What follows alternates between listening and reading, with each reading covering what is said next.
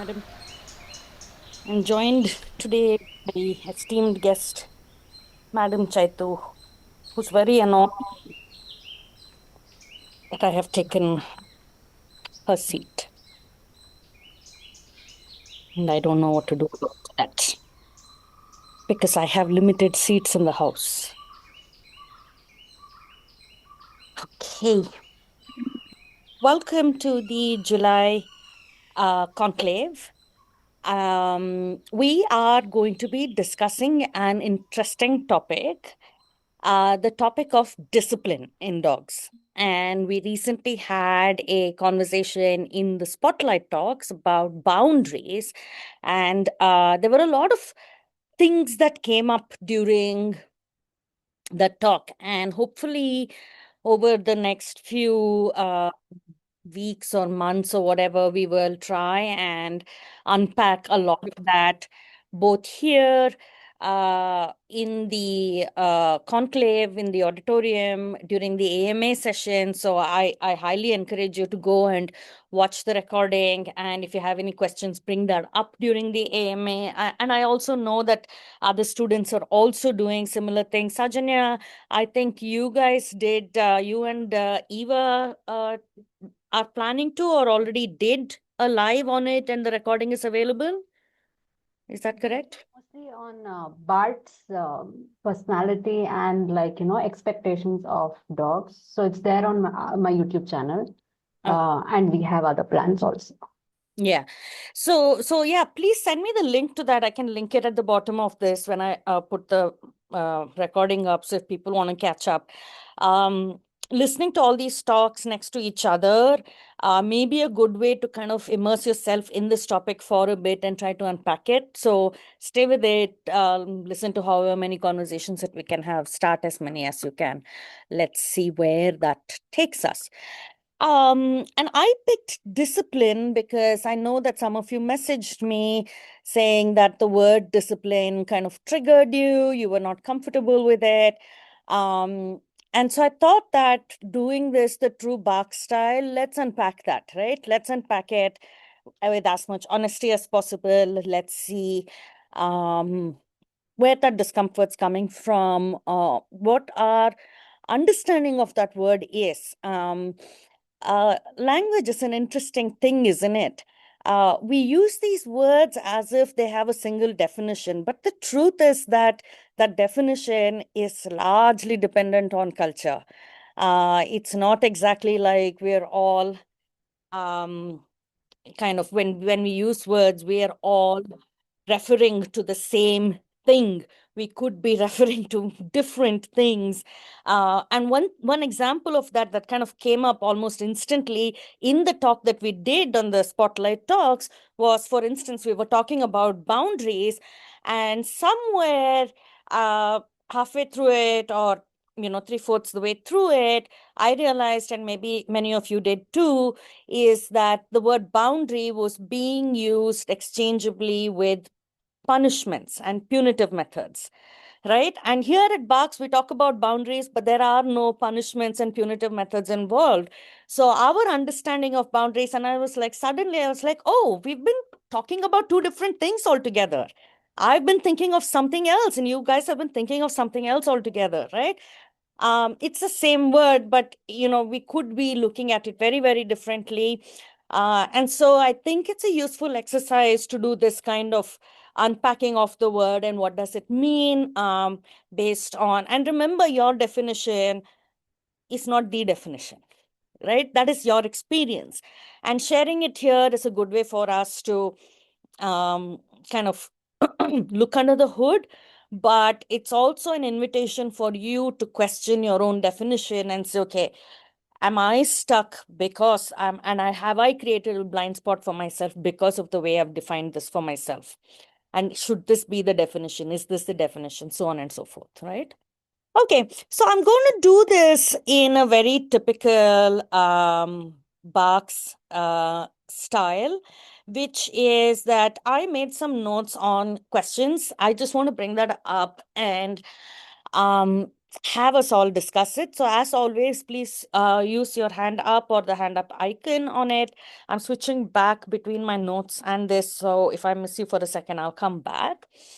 So we'll discuss a bunch of questions. I want to start with the idea of self-discipline, right? What does self-discipline mean to us, to each of you? Can you think of examples where you have exercised self-discipline? And how does that make you feel? Why are you doing it? And how does that make you feel when you exercise that discipline? So think about that a little bit. Think about it. When was the last you exercised self-discipline? I'll start. Yeah, so Ahana, when says starts off with when I make myself go to the gym every day, absolutely. For me, any any activity I take up, I tend to be very, very disciplined about it. I tend to go very regularly. I set myself targets, and I chase the targets obsessively. um, I'm quite keen on the kind of things that I buy. Um, I will walk away from buying things because I don't want to engage in certain kinds of consumerism. So I will walk away from it. Yeah, I can think of a lot. What about you guys? Yeah, Sajanya. My most recent is very similar to what Ahana mentioned, which is waking myself up at like 6:30 every morning in the last 1 month to push myself for that walk that I'm going for to the lake. I think it's more motivated by the dogs than it is about the walk itself. But I think this was not the case earlier, where I'd have to like message my parents saying, "Can you please call me up and wake me up in the morning?" And I've had like late nights where, I sleep like at 1 a.m., 2 a.m. And still I'm managing to wake up. There have been like 2, 3 occasions where we have felt like, I think let's not go for the walk tomorrow, or let's skip it today. And still we have gotten up and be like, do we really want to skip it today? Can we just still go and then make it there? Um, I think the motivation is mostly from a health perspective, because I was starting to see that my health was kind of deteriorating quite a bit, and I was feeling not comfortable in my body, and I realized that I had to do something. So the motivation is partly from there and partly from getting to meet the dogs in the lake and starting the day on a very positive note. So this motivation was not there. It was always, my dad was always saying, I think for years I've heard him say, go for a walk for an hour, take care of your health. It's been a thing I've heard for the last 10 years minimum, and I haven't done anything about it. But the last 1 month, I've not had needed anybody to wake me up. I've been a little sleep deprived and still pushed myself out of the bed. There have been times where I didn't want to do it. Body was not cooperating, and I think that has been my most recent experience with self-discipline. Yeah. Now let's double click on it. So there are, Gwen has sent an example to when I hold my tongue because what I want to say might not be received very well. So yes, absolutely. That's another form of self-discipline. I find myself exercising quite a bit, especially around some people. So yes, I can relate to it. So Saujanya, let's unpack that a little bit. What are the feelings that you experience during this? How does this feel? Like, does it feel difficult to exercise this discipline, or does it feel great? What are you feeling? And I encourage the rest of you also to think about this, right? Whatever has come up to your mind. Ahana, I'd love to hear from you too. You can do it in the comments or you can put your hand up too. Yeah. It's feeling good, to be honest. Specifically, and I was thinking about it, that why has it been, when my dad has been saying it for so many years, the same thing. I'm doing exactly what he used to tell me, but I'm doing it like now on my own motivation, I suppose. And I don't find it hard. There are like we keep bantering on my family group saying what's happening to this house, like the people in this house, and the transformation. My mom was like, "How come you don't need like a wake up call anymore?" So it's feeling very nice. It's feeling fresh. It's feeling honestly, it doesn't feel as hard as I thought it would be. And I've paid for gym memberships, I've done all of it, never went, and somehow this seems like it seems like a breeze. And yeah, and I get to like start the day on a very positive note and then very happy note, and I'm feeling lighter. In fact, like in the last 20 days, having done this consistently, it feel like my body's feeling a little lighter in general, like being able to move around a lot more. Yeah. That feels nice because I felt like my body was in unable to do a lot of things that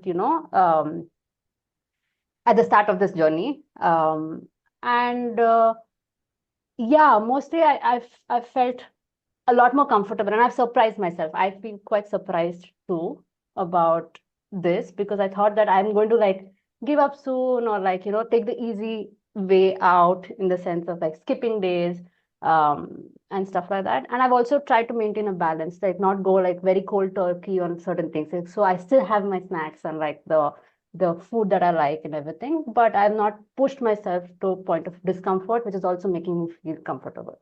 Yeah. So I hear a bunch of things, right? I hear one is that the activity itself that you're pushing yourself to do, you figured out a way to make that enjoyable. So that feels good. And there's a long-term impact that's also feeling good within your body as well. And then there is a self-adulation there, right? Like, wow, I'm so cool, I did this. So it's kind of a feeling good about yourself for having done this. And I definitely feel all those, but I also, so my early morning yoga, I've been kind of very insistent, especially after Chiru died, that I have to sit on the yoga mat every single day. Like I make myself these promises when I hit rock bottom. um and the first part of it can be very difficult. That going and sitting on the mat can be very difficult. So I do it's not pleasant. It's not pleasant 100% of the time, because if it were, I don't think it would need discipline. I don't think I would be using the term discipline or self-discipline, right? There is a component of it that's very unpleasant for me. Um, and therefore, I kind of need to keep my eyes on the prize, some other long-term goal kind of a thing. I have to keep my eyes on something else in order to do this. Um, and the reason I'm kind of bringing that up is it might help us define what self-discipline really is. Hannah, do you want to add something? Yeah, so 2 points. One was like about the gym. I totally agree with Saujanya. Like, uh, in the beginning, like I hated going and I would just like have to kind of force myself to do it and I would like keep skipping a lot of days and then it kind of hit this point where it was like, now it feels good. So now, like, I willingly go and like, I'm like, I feel bad on days when I don't go. Like, I feel like restless and stuff. Or so I think it kind of like crossed this threshold where it's become something like I enjoy doing, and I've done that. Another place where I kind of find the thing with self-discipline is using the ramp in the car for the dogs. So a lot of times, like because I have it in the dicky, I have to take it out, I have to set it up, and I have to get them. Sometimes there are people around. And in fact, it's something I say to myself, like whenever I'm getting down from the car, I like physically say, be disciplined with ramp usage. So like I have to get off. And I find that is something like very difficult to kind of follow. Like a lot of days, like I find I just open the door and let them hop off. So there, I'm not able to kind of maintain, self-discipline. Yeah. So this is interesting, right? And the two aspects of it. So we'll get to both aspects of it. One is where you say, hey, it gets easier, this exercising of self-discipline, which I think I would agree, it does get easier, especially I think when it moves from um very intentional activity to something that feels like a habit.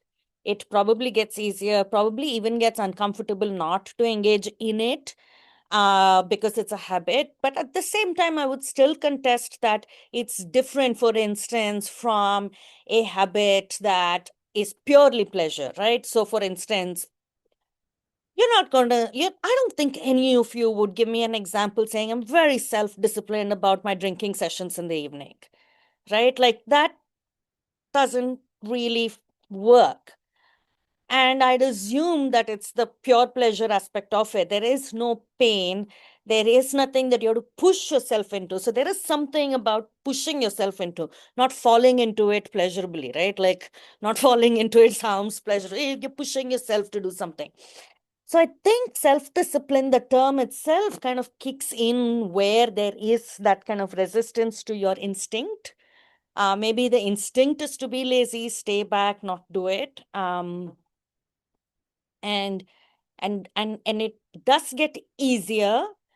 Um, and there also needs to be maybe a something else that is perceived as of higher value, that you is really worth chasing, worth going after.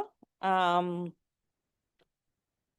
that's what we've been discussing so far. There may be other forms of self-discipline that come up too.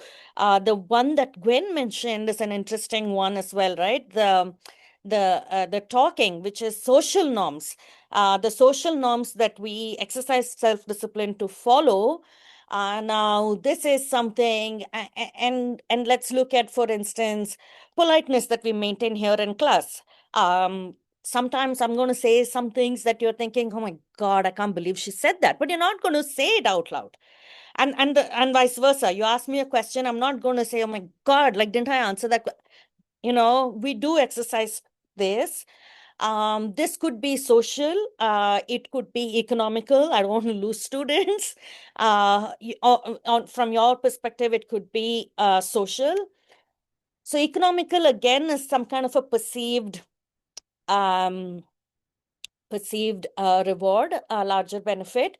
But social may be interesting in that there could be a perceived punishment as well, right? If you don't exercise the self-discipline, there is also certain punishment, as in social isolation. I might not permit you into class. I might say something nasty back. People in class may not like you. I think there is that aspect too. So I do think that there is the other form of self-discipline too. Can you people think of examples of that form of self-discipline that you exercise, not imposed on you? Okay, we'll get to that. But you exercise because you fear the outcome of not exercising that self-discipline. I do see Gwen and Juhi, your hands are up, so let me come to you. Gwen? To me, self-discipline is got the word discipline in it. And discipline to me is linked to my personal experience anyway, education and norms and punishment. I think I had a rather strict education, and as a child, I was disciplined, which disciplined is kind of punished. I have very little self-discipline. And that's why I was saying that it's only in social context where I have to hold my tongue, because you just cannot say what is going through your head all the time, that I impose self-discipline on myself, but it's something I don't find pleasant at all. Yeah. Yeah.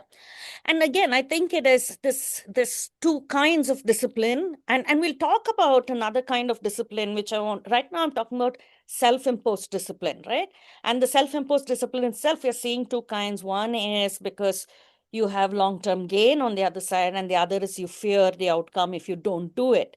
And then the other is imposed discipline, where it's not necessarily self-imposed, but maybe socially imposed on you. It's not something that you signed up for, or willingly signed up for, but there are consequences. Somebody else is going to be meting out consequences. So maybe the social holding your tongue because you fear repercussion is more of an imposed discipline rather than self-discipline. It's something that is internalized, and you realize that you have to continue doing this because you fear the outcome of it. Ahana's example may be an interesting example of a fear-based self-discipline, which is, for me, the second type would be the ramp for the dogs, because I fear the outcome of letting them jump out of the car again and again. Also, back in the day, needing to study, I think, would be another example. You need to study this many hours a day, or you will fail.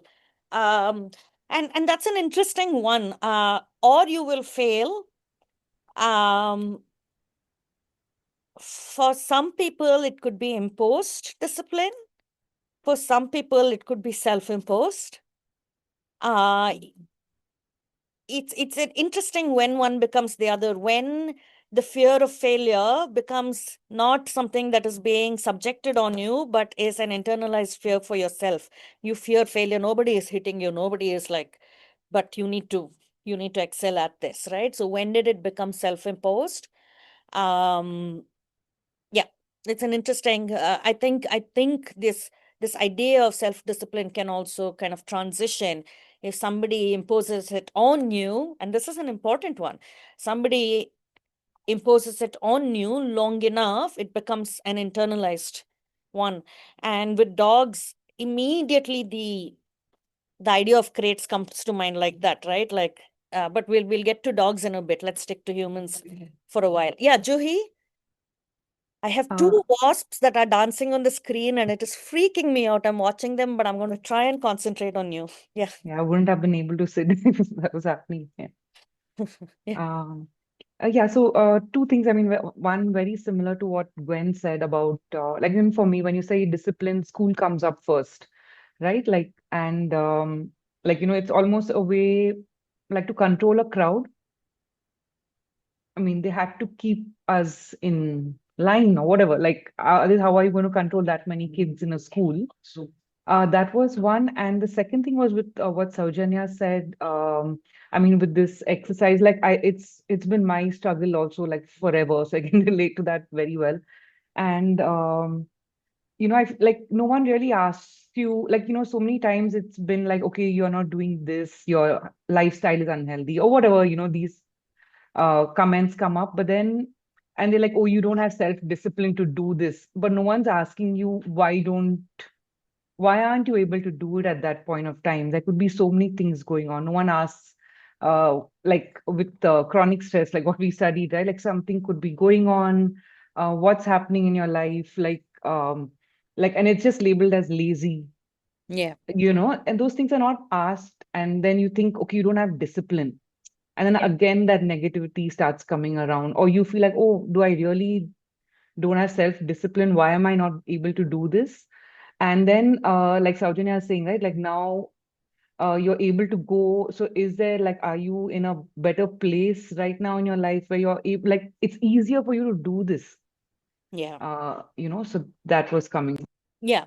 So I think an interesting and important takeaway from that is that exercising of self-discipline seems to take something out of you, right? There is a little bit of resource consumption that's happening, which means that if your battery is running low, it's probably harder to exercise self-discipline, right? If you are stressed out, it's probably harder. But self-discipline doesn't have to only be in the context of something like exercise, right? That's where we use this term, but you can see it in so many other ways. For instance, you could be disciplined about how you deal with your friends. I don't do monetary transactions with them. I'm disciplined about it. I will return every penny. I do not borrow money from friends. It could be it's just examples, right? I'm just thinking of examples here, right? It could be I do not speak ill of people in public. I do in private. That's your idea, right? Like each of us have our things, right? We have our boundaries that we seem to draw around ourselves that defines us, who we are, our image of ourselves. These are things that we seem to do even if no one's watching, right? For instance, many of us are fairly disciplined about giving space for our dogs. We're mindful about it. Nobody needs to be watching, but there are some habits that we are very disciplined about. We could be doing it out of fear.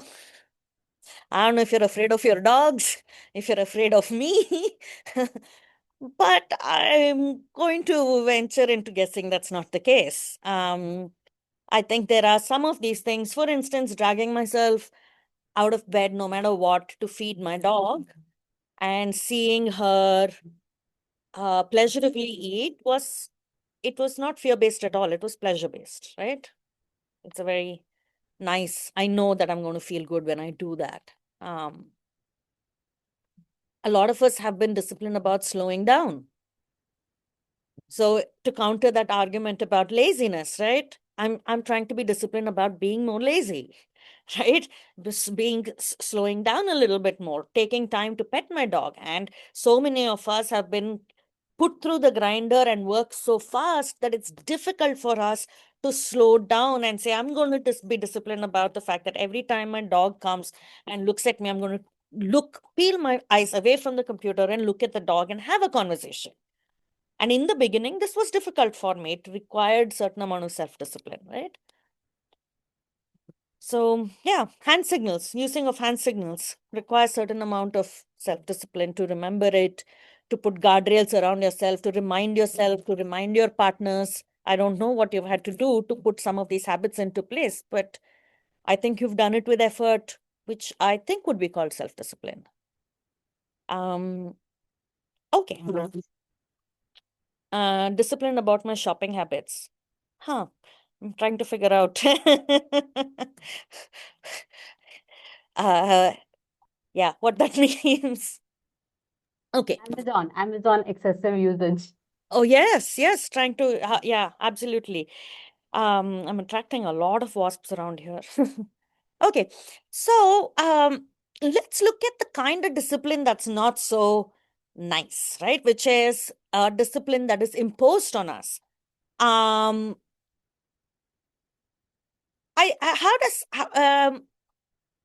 This can be very triggering for a lot of people, right? Especially the kind of discipline that we push back on, right? So when people say, hey, why are you not self-disciplined enough? Go exercise. That we're in disagreement with that, right? We do not accept that.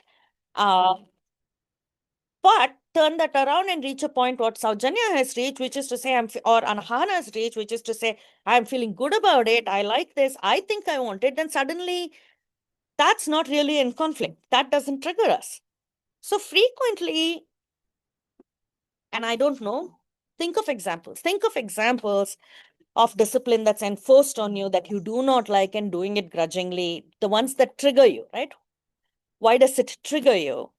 And when I think about the ones that triggered me, those are the ones that make me, I don't want to be doing it. It makes me feel inauthentic. That's my thing, right? Like, I don't like being inauthentic. You might be the person who doesn't like being loud or doesn't like being unheard, whatever it is, right? I don't like being that way. And so being told to do that makes me feel like I'm losing control.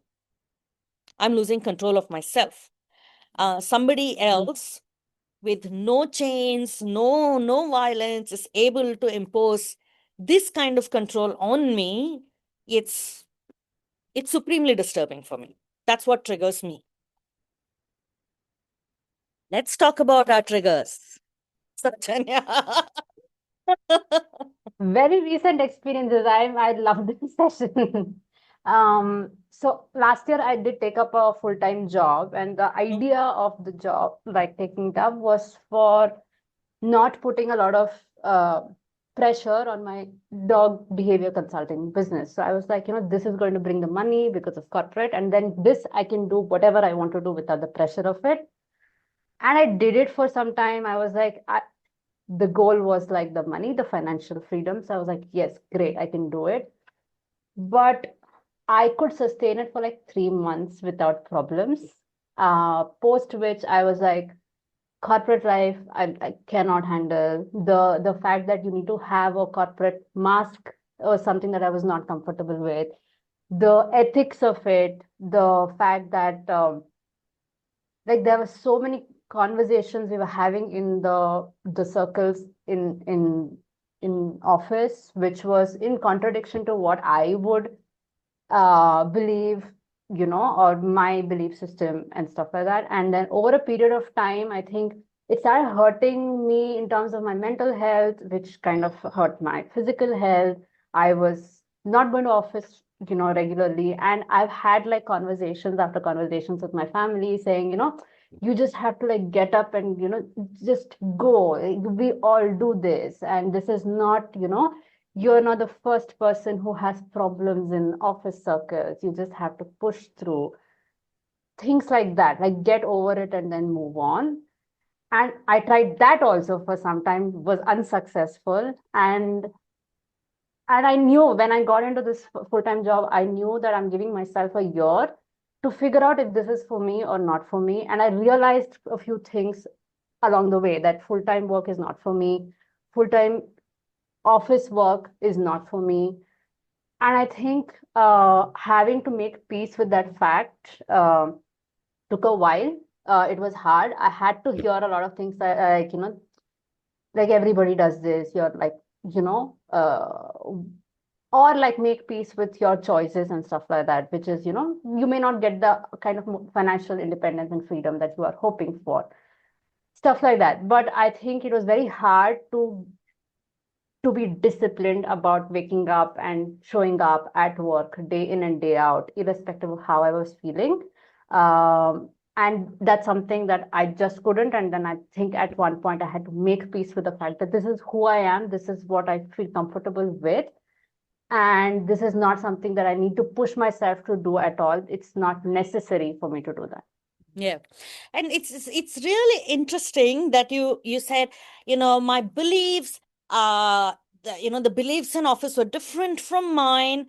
And then this started taking a toll on my mental health and physical health. What an interesting connection between the belief system of a person and the physical health of a person, right? Like, who'd think that when we talk about holistic health, we should be having conversations around beliefs too, right? This is important, and belief matters even with dogs, right? So it's not something to dismiss off as philosophical. It's not just ethical bantering, right? Dogs have beliefs too, which is, I believe that if I press this, something will happen. Beliefs are simple, right? It's okay. Animals can have them too. And they do seem to be playing a significant role in the conversation around how we feel about discipline, which is, if we believe that this is good for us, it doesn't seem to be bothering us and triggering us. If we don't believe that it's good for us, it seems to be an imposed discipline that seems to trigger us, right? So beliefs are important to not rule out as part of this conversation. We'll come back to that. Yeah, Roma. So I think I'm not sure if it like clearly qualifies for like imposed discipline, but like recently there was a situation at my place where my grandfather was recovering from his surgery, and he was staying at our place for about 2 weeks. And he, being a village person, he has like a total different notion of kind of dealing with dogs. So there was a lot of friction around, why are the dogs roaming free in the house, and why do they have access to every space? Why can't you just tie them up so that, you know, uh, they are not everywhere? And then repeatedly, I had to keep telling him that, I don't do that. This is their house.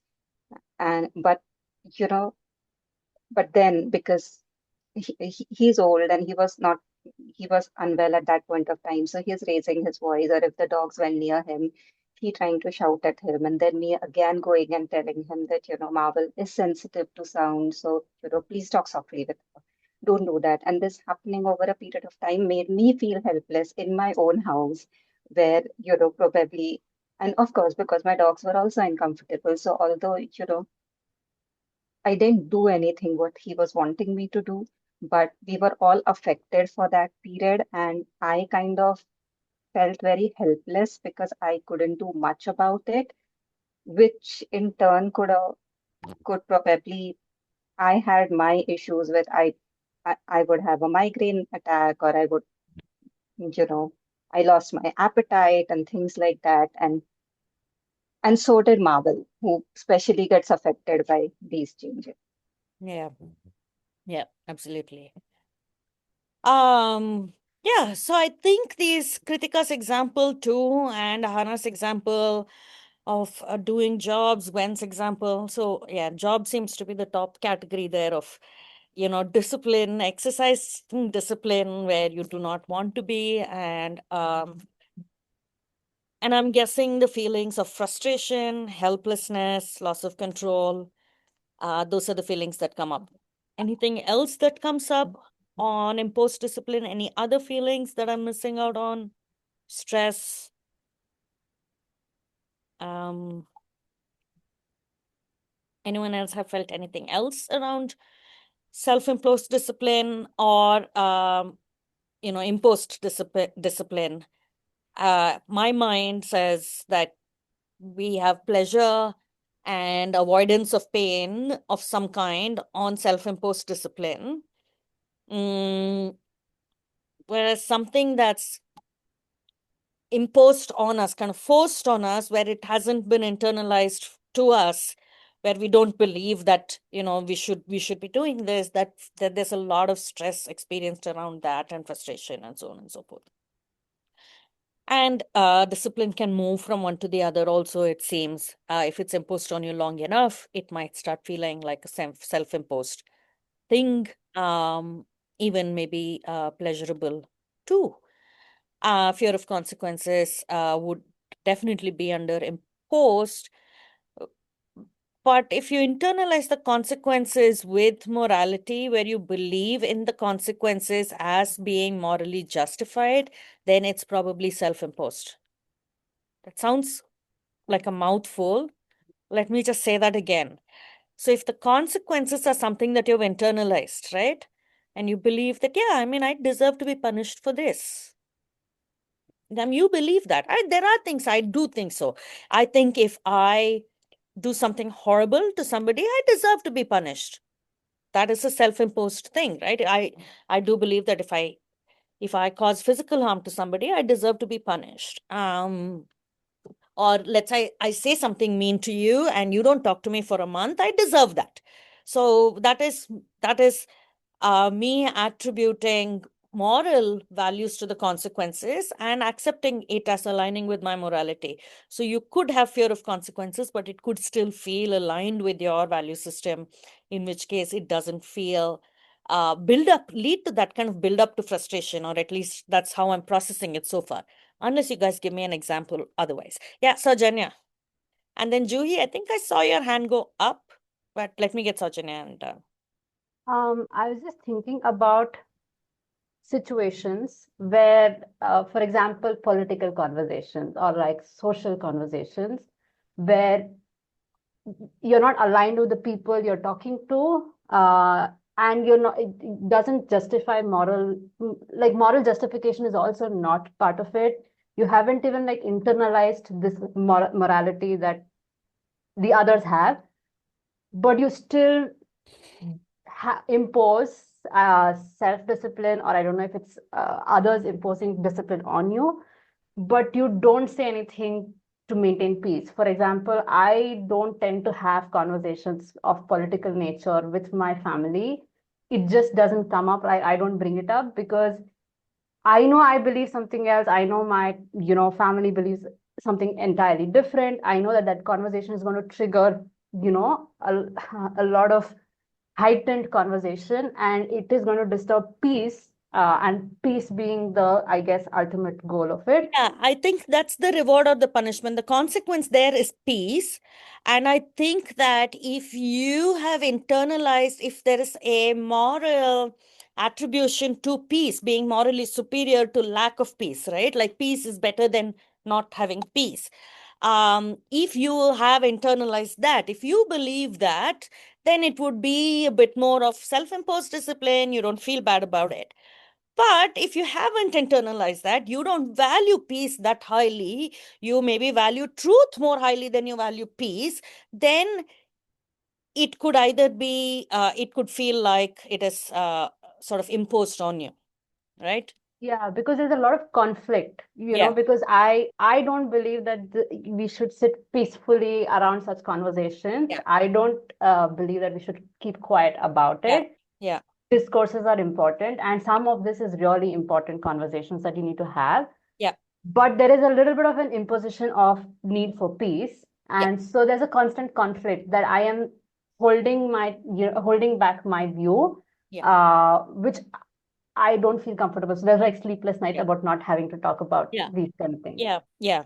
I mean, I think I'm happily dredging up a lot of topics for sleepless nights, right? Because I think all of you are going to be like, okay, why do I have the problem with this discipline? What? But I mean, do it, right? Like continue digging this further, which is, I don't value peace as much. So then what is the value here?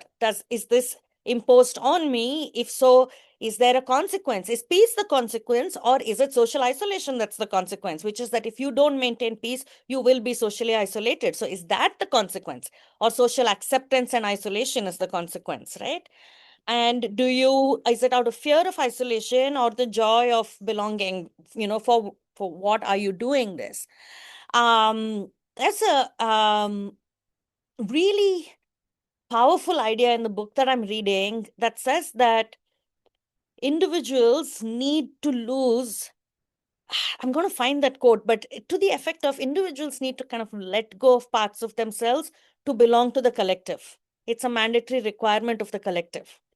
Um, so there are things that you let go, right? That you say, hey, I'm not going to fight this or hold on to it because I still want to be part of this group, and that's important. And so that is being used as a consequence, which I think is a large and very frequent currency in discipline, right? That belonging and isolation, I think, is a very strong currency in social beings in general. So we'll get to that in dogs too. Juhi, did you have something to add before I kind of jump to dogs?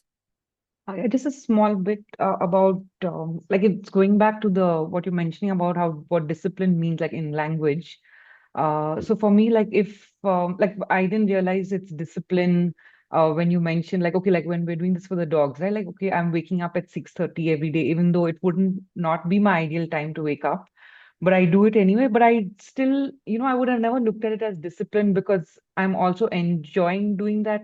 Or um, I mean, I don't know how to say it. Like I would the negative part of discipline would come up if someone is imposing it on me and I don't want to do it. But I never realized these things are also discipline because of my bias of Yeah, for the word.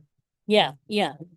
I do think there is certain amount of discipline we exercise on ourselves, right? Like especially if I take up a hobby and I go to it very regularly and I know very well that that is not fear based at all. I set up targets and I chase it because I love the dopamine kick out of it, right? I love the, next level. I did my targets. I just love checkbox and, putting a bunch of things and check, check, check. It just makes me feel good. So there is a component of self-discipline. And the reason I think we should talk about that is because I think that pleasurable aspect of self-discipline is something that is possible that it exists in dogs. Okay, I do think that there is nothing in what we know about the dog's mind that tells us that that pleasurable form of self-discipline cannot exist in dogs. There's no reason for us to do that. Think that. And I'll give you an example. I suspect this was pleasurable, but it could also be, I don't know if it feels like it's a consequence-based thing, but I think at some level, social beings feel pleasure with cohesive action, right? Collaborative action that feels pleasurable to us. And so I've seen dogs do that. And a great example that comes to my mind was Chiru. Chiru had a bizarre trigger around anything that is being picked up off the ground. So especially Nishi, living beings, right? And Nishi needed to be helped up, and that would trigger Chiru to the point where she would come charging at Nishi and even bite her. And so we very quickly realized that, and we had to split. And I think I talk about this in 101. So we had to split. One person had to split, and the other person had to help Chiru up, Nishi up. But towards the later part, last part of Nishi's life, we could see Chiru's self-discipline in action. It will trigger her. She can't help it. She will charge, but somewhere during the charge, something clicks in place, and she will, at the last minute, turn around and she's like, "Hold, I'm not going to finish this. I'm not going to land the bite." Right? And so I could see her, and Uttam would frequently say this, right? He's like, "This is impressive. You can see her fighting her instinct to say, no, I'm not going to do this."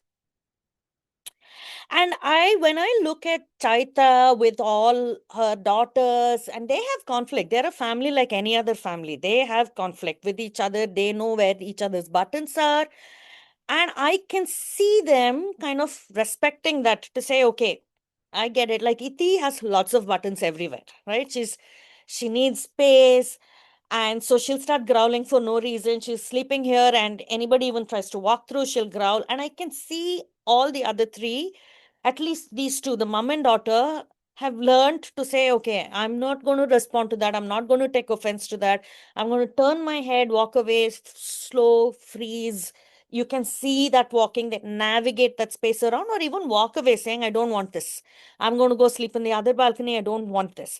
So I can see them exercising restraint and not reacting badly. Even when they break into a fight, like sometimes it gets out of hand. So they'll have one little skirmish. When I go out and see, I can see that they've exercised self-control or discipline in some way, which is that they know how to walk away from it. They're kind of fighting their instinct. Can you guys think of examples where you might have witnessed something that looks like discipline among dogs, street dogs, pet dogs? Hatmis? Hi. Hi. One of my dogs has shown this a lot of times. She has a thing with cats, let's say. So when she sees a cat, she usually wants to go and at least sniff, and then when the cat starts running, she starts running behind it, like chasing it. So sometimes you see her that she knows that she doesn't have to run to the cat. So she does some jumps that are like, she kind of barks at them, but not doesn't make a sound. She does the snap of the mouth, and then after three jumps, she just stops and just smells the ground a bit, shows some signals, and then just walks away. It's like she's like, I know I don't want to, but Yeah. yeah. Yeah, and you can see it when they do that, right? Like, I know I want to, but okay, like they're walking away from it. I can't help but think of words like discipline in that context. I would agree. Yeah. Yeah. So, Janya? So recently, I think we had gone for a walk with Zoe, and of course, the three streeties accompany us whenever we go for a walk. And on this particular day, Laddu was really like riled up, and he was kind of bullying, let's say, Bala. And it was very interesting to see that he would run almost up to Bala and then he'll walk back.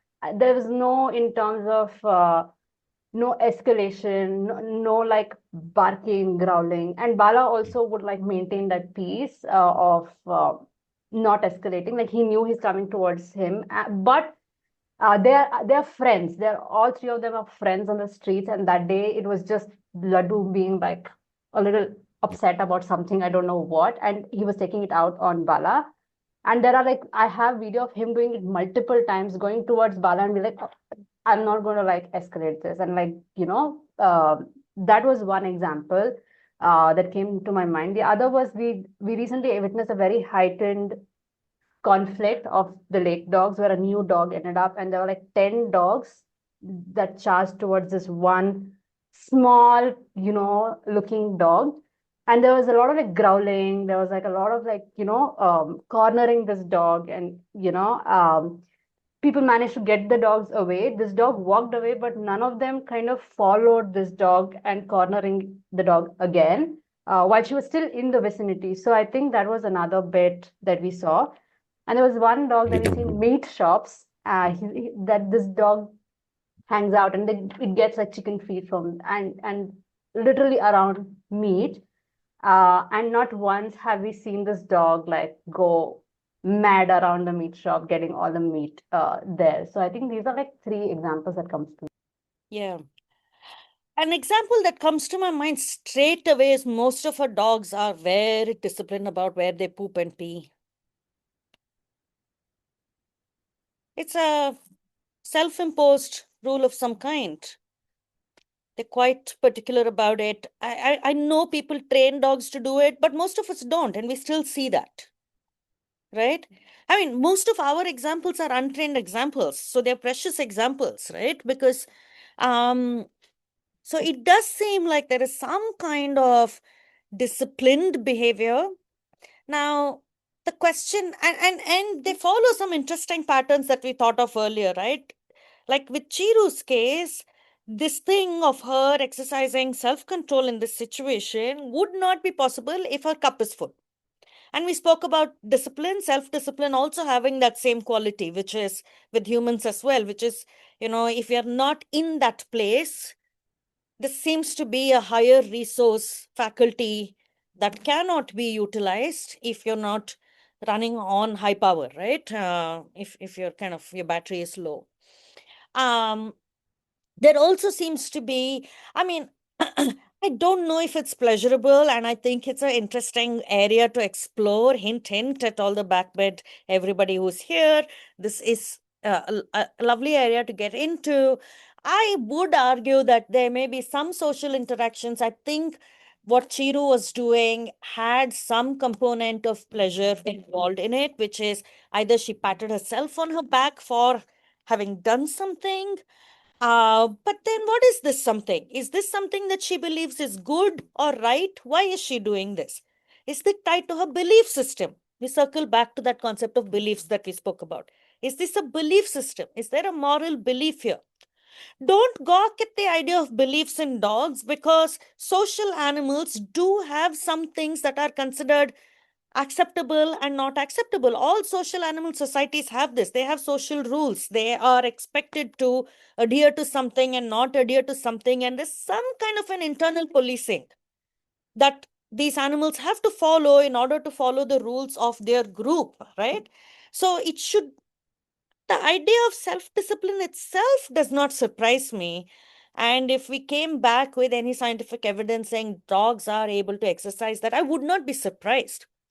However, I think the important conversation for us is look at how quickly the idea of discipline goes from being pleasurable or even internally, pain avoidant, but you're convinced that it's helping you, right? Like it aligns with your belief on this is necessary, how it goes to being triggering very quickly. Many of you were not even able to see discipline as a word in a positive light at all. You only see it in a negative light because of how quickly it goes into feeling unpleasant. And I think the key component there is that alignment of belief, right? If I believe it's good for me, it doesn't feel triggering. It's even pleasurable to the point where I don't even think it's discipline, right? But if it doesn't align with my beliefs, if I don't believe I need to do this, but I'm being asked to do something in a disciplined way without me believing that it's right for me, then it feels very triggering. If we were to draw a parallel then, and we start imposing or training discipline on dogs, that completely falls in the, yes, they may be capable of discipline, but that has to do with their belief system, isn't it? What belief system a dog comes up with, I mean, there's no way we're going to be able to figure that out because we've not even had open conversations about whether dogs have beliefs or no. So there's no way for us to be able to say, hey, this is the belief system of the dog. So asking the dog to do something and assuming that this aligns with the belief system of the dog, we are often accused of anthropomorphizing, but who's anthropomorphizing here now? Saying that, I am positively training this disciplined behavior into the dog to the point where the dog has internalized the morality of what is being imposed into his or her own moral system to the point where this now feels good to the dog. That's the argument, right? That positive based training feels good to the dog. But isn't that hyper reductionist to think that it's just a positive association? There is no concept of beliefs and morality, and all these words don't come into play into this conversation. It's just association, because animals are simple, so they have simplistic brain processes. So this is just an association, but we will use the association to get a lofty idea like belief in and make them love it too. And just now we have unpacked, look at what it takes to fall in love with discipline, to feel it pleasurable. It has nothing to do with the reward at the, I mean, it's not just the reward, it's not the reward itself. Two people spoke about gym. Both of you have the same reward at the other end of it. But one of you experiences it oppressively and the other experiences it pleasurably. And the difference between the two of you is your own belief systems. But your experiences are different.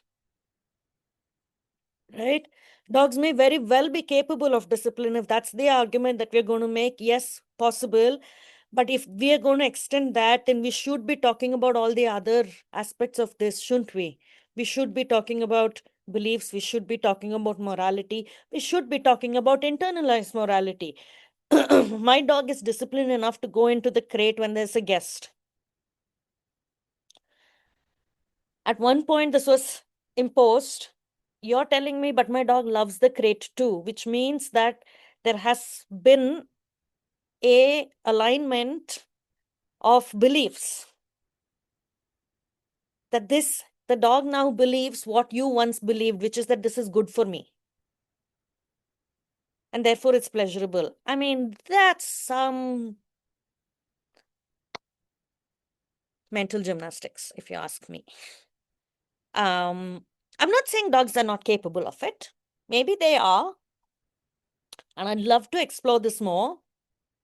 But if you're going to be extending ideas like discipline and talking about it, I don't think it's fair for us to do it without discussing all these and just assuming that they don't exist. And this is just a matter of associations. What do you guys think? Kritika says, I feel people holding more power describe things as positive, but they forget that was it received positively. I think people who are the ones with the voice, and if the other party doesn't have the voice, then those people, us, let's not say them, us. It's very, very difficult for us to separate what feels positive to us versus what feels positive to the receiver, right? Like, I think that's a very difficult conversation.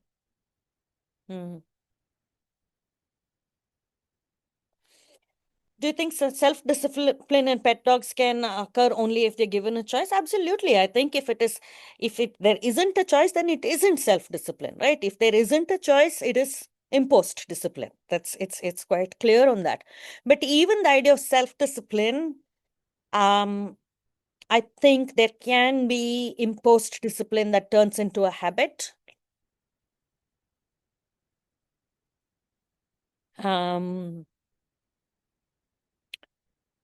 But then would it then be discipline, or is it a habit? Yeah. Lots of interesting questions there. That is if you believe that there is discipline in dogs. Typically the positive or negative, it's regardless. Training likes to simplify dogs' minds, right? They rely only on associations, right? So if you simplify a dog's mind, then there is no room for discipline. If you're going to bring in discipline, then you have to bring in along with it conversations around morality and beliefs. Ahana. Yeah. So okay, I'm not entirely sure how to like put this. Like I'm still processing the things a bit. So when we spoke about like gym and stuff, and it was like it got to a point where it became a habit was because it felt good. Like for me, it feels good, and like I know that these are the rewards, these are the benefits that are coming of it. But when we kind of like apply that to a dog, like we're putting the dog in the crate and the dog is like doing it because it's good, but are they kind of like seeing that the same way? Like is the dog being like, yeah, this is good for me because like these good things are happening. Like for example, like I'm saying like, I'm feeling good about the gym, I'm feeling like whatever, dopamine, I'm feeling healthier. But that's not only applying to a dog who's like asked to sit before eating or whatever. We don't know that they're having that same sense of reward, like self-reward from following this. It's so we can't really call it like self-discipline if it's something that they're being made to do. Yeah, so I think that's the interesting kind of crossover space that we need to look at, right? Because an example for that would be work, right? You're all getting rewarded with money. There is a reward, but it continues to feel frustrating. It doesn't feel pleasurable, unlike the reward of the gym. And so is it I think there is and that's what I said, right? I think there is a transition where, and the gym example too, you spoke about it as rewarding and it turning into a habit, whereas somebody else spoke about it not in that sense, right?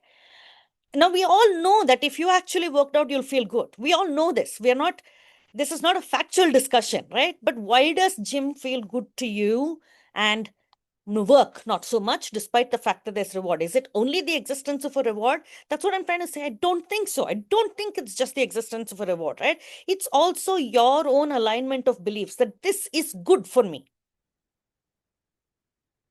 right? This is good for me. And that's when it doesn't actually feel anymore like it's being imposed.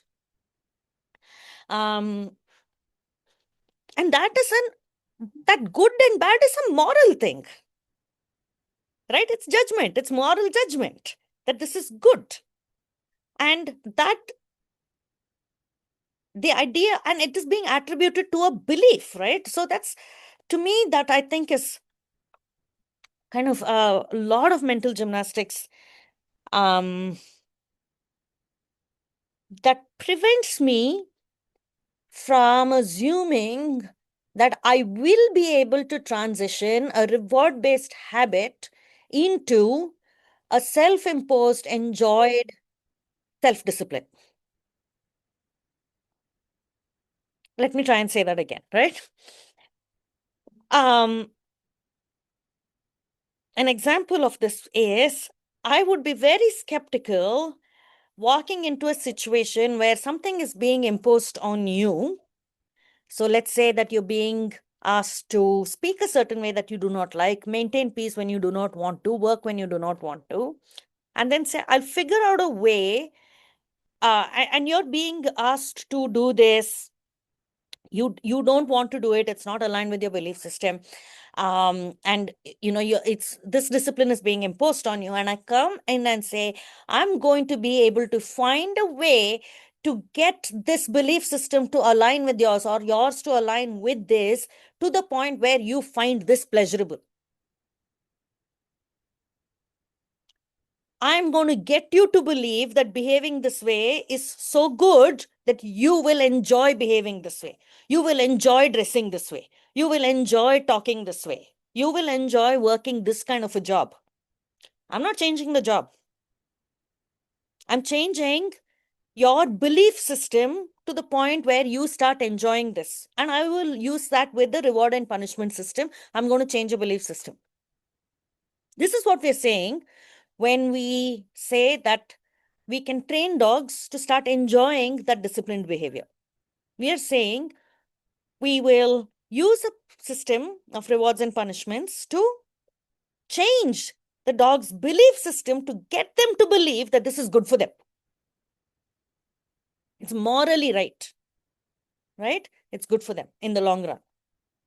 And get them to do something unpleasant in the short run because they'll enjoy it in the long run, and get them to believe that.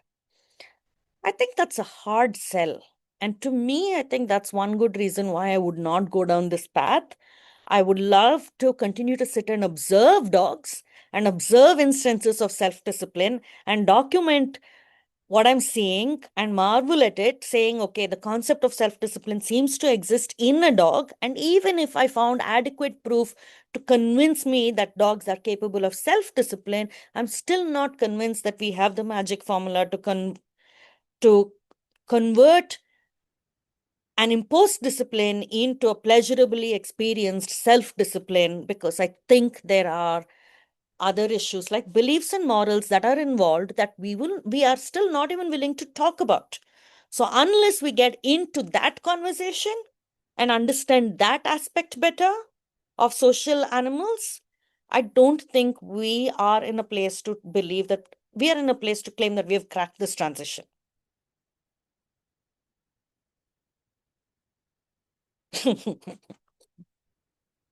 Okay, so if nobody else has anything to say, we are out of time. Anybody bursting to say one last comment? No, I stunned you to silence. Chandni, I knew it. I knew you were bursting. That's why I asked you that question. You started vibrating in the chair, and I was like, she has a question. I can feel it. It's more of a question and something I'm wondering about. Like, even Jui's comment, the dog goes into the crate by himself, he likes it. So, long-term imposed discipline on dogs where we are trying to change their belief system and be like, okay, whatever.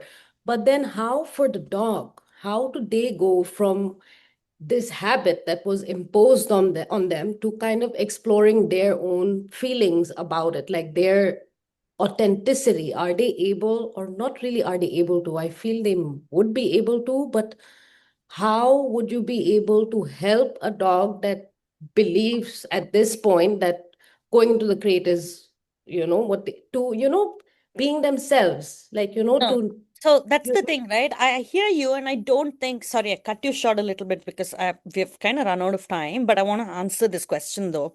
I don't think it is getting the dog to believe that they love crates. What I'm saying is, I don't think we're doing that. I think we're telling ourselves that we're doing that, but I don't think we're doing that. So I think we are rather getting them, it's a habit that we're building, which means that there is a high chance that they are accumulating a lot of the feelings that we accumulate when we give in to imposed discipline, right? So frustration, build up of frustration, resentment, so on and so forth. I think all of that is possible. I'm not saying it is there, but it is possible.